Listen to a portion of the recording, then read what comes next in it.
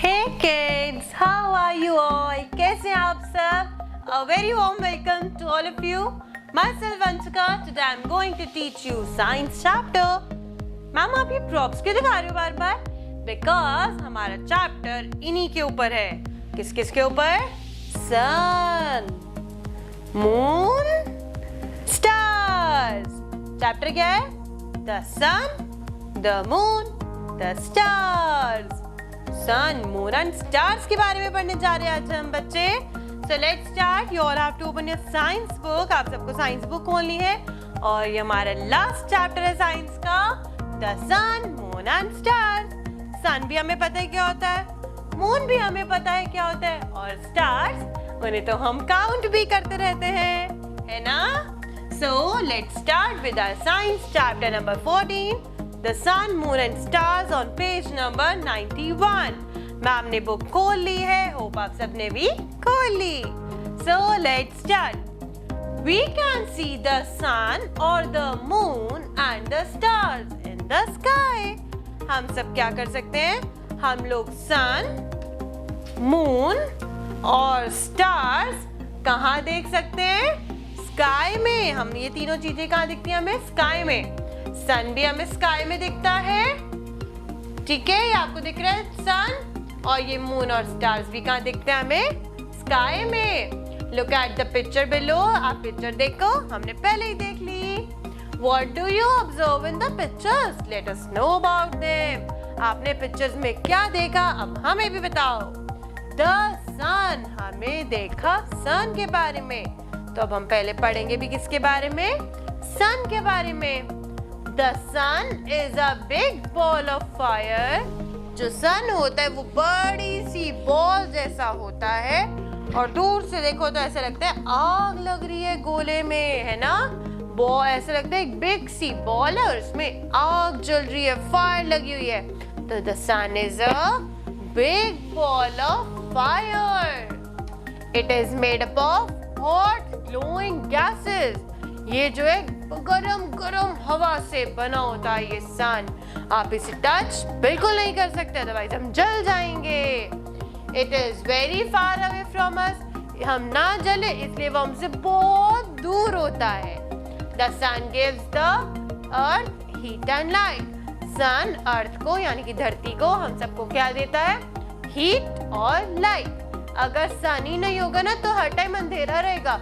ये जो हम रोशनी होती है ना, जो लाइट होती है, डे लाइट होती है, वो होगी ही नहीं.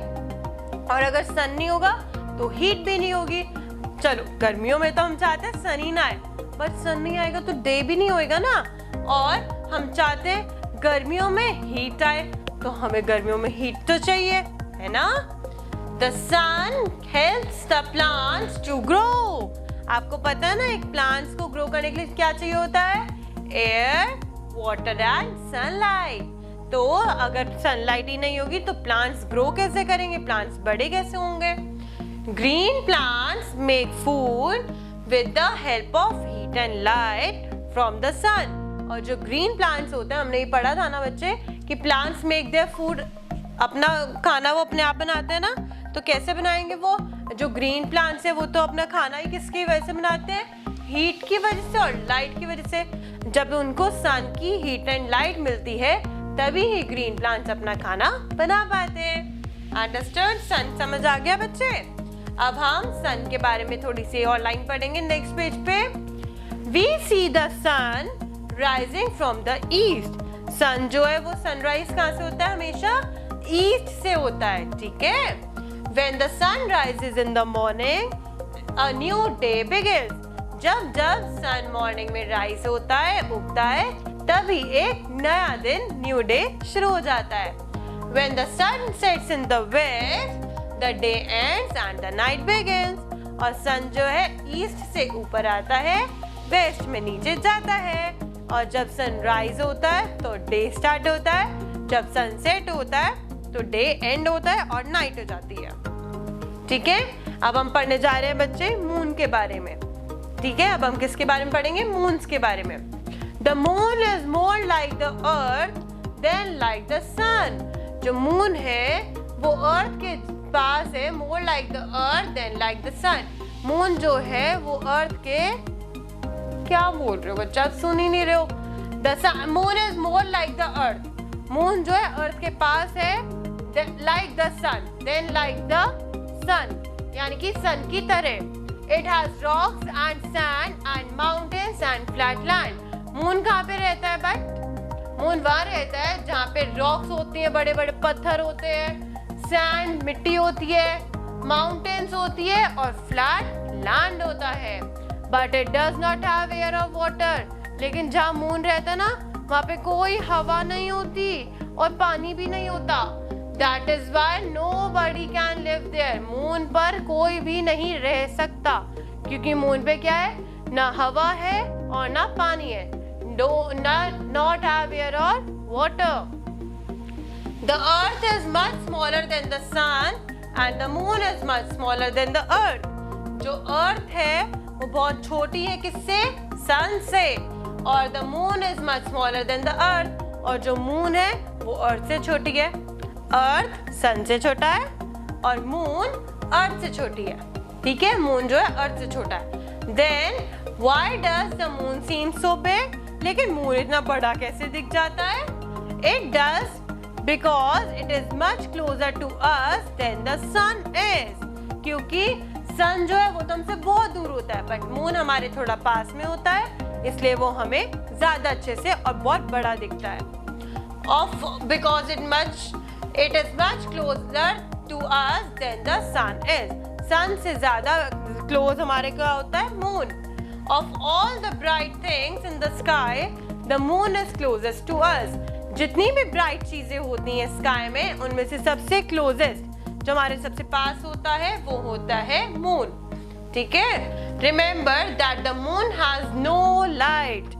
moon की कोई light नहीं होती, फिर वो white कैसे दिखता है? It shines because the light of the sun falls on it. क्योंकि sun की light उस पे पड़ती है।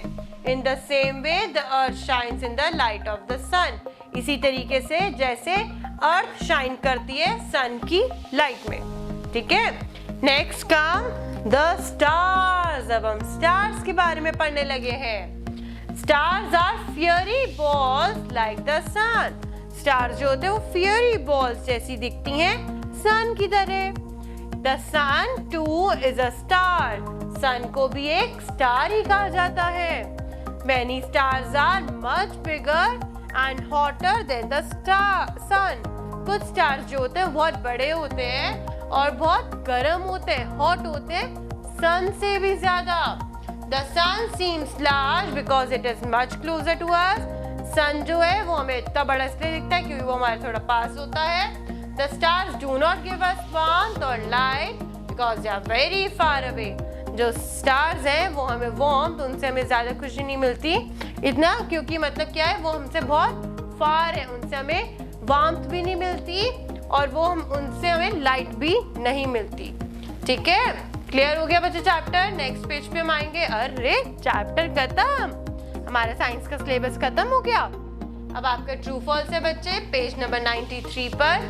True false, match the following, fill in the blanks, correct the following statement, यानी कि कुछ स्टेटमेंट्स रॉन्ग लिखी हुई हैं, उनको आपने करेक्ट करके लिखना है कि आप नोटबुक में करोगे। Then comes your question answers, ये भी आपको नोटबुक में कंप्लीट करने हैं ऑन पेज नंबर 94। आपका साइंस का चैप्टर खत्म होता है, चैप्टर ही नहीं सिलेबस भी हमारा एंड होता है। ठीक है, वर्क सब बच्चे कंप्लीट करेंगे, मैम आपको असाइनमेंट सेंड करेंगी। Hope you all have understood. Thank you.